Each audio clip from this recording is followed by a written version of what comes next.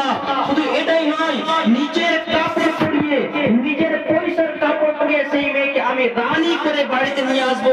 TV কিনবো নিজের পয়সাতে, গাড়ি কিনবো নিজের পয়সাতে, গাড়ি কিনবো নিজের পয়সাতে, এবং সোফা কিনবো নিজের পয়সাতে, খাট কিনবো নিজের পয়সাতে।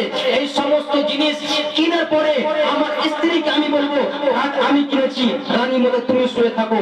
সোফা আমি নিয়েছি, রানী মতো বসে তুমি থাকো। আমি ফ্রিজ নিয়েছি, ঠান্ডা জল তুমি খেয়ে থাকো। আমি সমস্ত জিনিস তৈরি করেছি ঘরের মধ্যে, এই ঘরে আর একটা জিনিসে তুমি থাকো। এবং শুধু এটাই নয়, এসি আমি রেখেছি, এসি ঠান্ডা হাওয়াতে তুমি থাকো।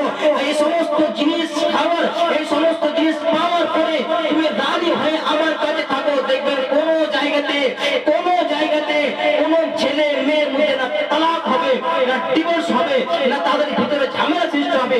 আজ মেয়ের কারণ হচ্ছে এটাই যে আমরা কোনো ছেলেকে